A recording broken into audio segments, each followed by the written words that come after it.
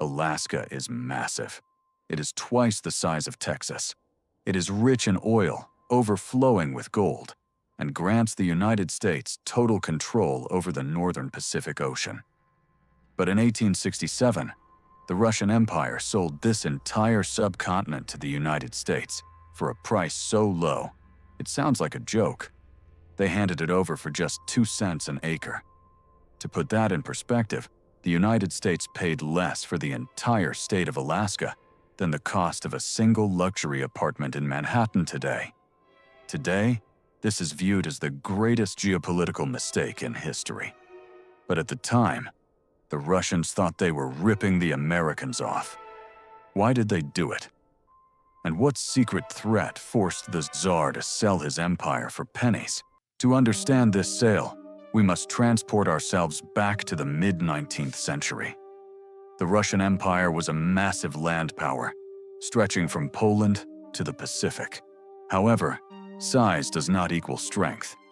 By the 1850s, the Russian economy was crumbling under the weight of an archaic feudal system and a devastating military defeat. The Crimean War against Britain and France had drained the imperial treasury.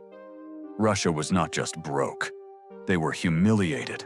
The Tsar, Alexander II, looked at his map and saw a terrifying reality. His empire was overextended. Russian America, as Alaska was then called, was not an asset. It was a liability. It was a frozen wilderness, located thousands of miles from the capital in St. Petersburg, defended by only a few hundred men. If the British Navy decided to take it, Russia could not stop them. The Tsar realized he had to sell this asset before it was stolen. The reality of governing a colony on the other side of the world was a logistical nightmare that is hard to comprehend today. In the 1860s, there was no Trans-Siberian Railway. To get a message or supplies from St. Petersburg to Sitka, Alaska, required a journey halfway around the globe that could take half a year. The Russian-American Company, a state-sponsored monopoly similar to the British East India Company, was tasked with managing the territory. But they were bleeding money. Their entire business model relied on the fur trade, specifically the sea otter. For decades, they had ruthlessly hunted these animals for their luxurious pelts, which were sold at a premium in China. However, after years of overharvesting, the otter population had collapsed. Without fur, Alaska had no obvious economic value to the Russians. It was just a vast, frozen expense on the imperial ledger. Furthermore, the geopolitical map was closing in on them. To the east of Alaska lay British Canada. The British Empire was Russia's arch-rival in the great game for global dominance. The Russian military strategists knew that if war broke out again, the powerful British Royal Navy could simply sail up the coast and seize Alaska without a fight. Russia would lose the territory and get nothing in return. This fear drove the Tsar to a calculated decision. If he couldn't keep Alaska, he would sell it to the one nation that might eventually challenge British power, the United States. By selling to the Americans, Russia hoped to create a buffer zone between themselves and the British. They essentially wanted to use the United States as a geopolitical shield. It was a move born not out of generosity, but out of a desperate need to checkmate their British enemies on the Pacific chessboard while liquidating a bankrupt asset. The man tasked with selling this massive territory was Edouard de Stoeckel, the Russian minister to the United States. He arrived in Washington, D.C. with a difficult mission. He had to convince the Americans to buy a frozen wasteland they knew almost nothing about.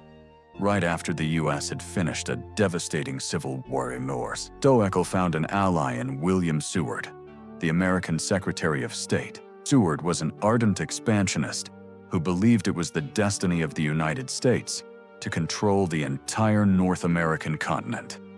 He saw Alaska not as a frozen burden, but as a strategic bridge to Asia and a way to hem in the British in Canada. The negotiations were intense, but surprisingly fast. On March 30th, 1867, at 4 in the morning, the treaty was signed. The price was set at $7.2 million. In today's money, that is roughly $130 million, an absurdly low sum for nearly 600,000 square miles of land. However, signing the treaty was only half the battle. Stoical and Seward had agreed on the deal, but the American public and Congress were baffled. Why spend millions of dollars on icebergs and polar bears when the country was still paying off war debts? The press mocked the purchase mercilessly. They called it Seward's Folly, Seward's Icebox, and a zoo of polar bears. Political cartoons depicted President Andrew Johnson buying a giant block of ice. To get the deal approved by the Senate, Stoical actually had to bribe several American politicians with gold. It took a massive lobbying effort to convince Congress that the purchase was worth it, not for the resources, but to maintain good relations with Russia, who had supported the Union during the Civil War. By a margin of just one vote, the purchase was ratified. The United States had just bought an empire for less than the cost of a modern office building, largely because nobody else wanted it. For the first 30 years after the purchase, it seemed like the critics were right. The United States largely ignored Alaska. It was governed by the military and treated as a distant outpost with little value.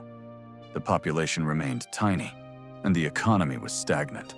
Russia watched from across the Bering Strait, feeling validated in their decision to sell. They had offloaded a useless territory and pocketed the cash. But then, in 1896, everything changed. Gold was discovered in the Klondike, just across the border in Canada, and later in Nome and Fairbanks, Alaska. The Klondike Gold Rush triggered a stampede of 100,000 prospectors rushing north. Suddenly, Seward's icebox was a treasure chest.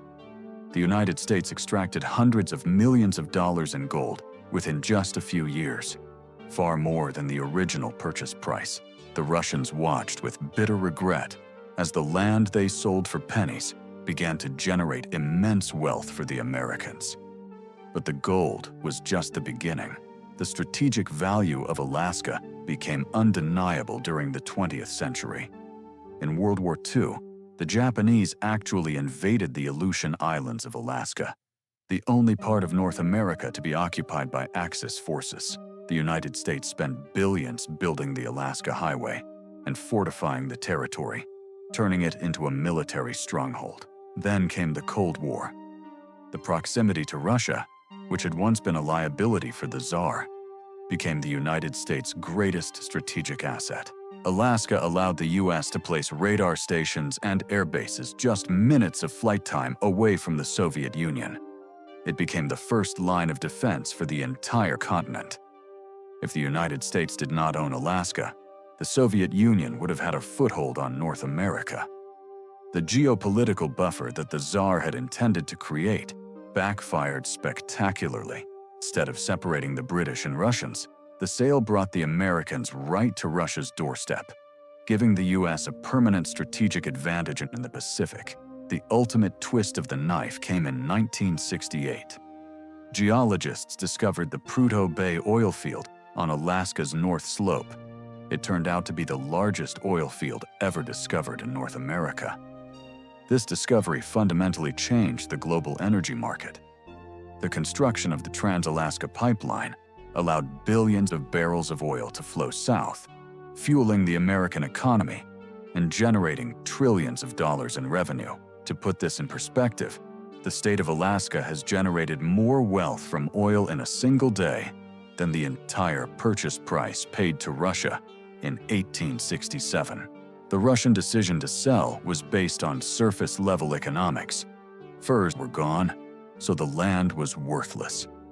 They failed to realize that the true value of land often lies deep underground. By selling the land rights, they sold the mineral rights to one of the most resource-rich regions on the planet. Today, the purchase of Alaska stands as a definitive lesson in the value of long-term thinking versus short-term gain.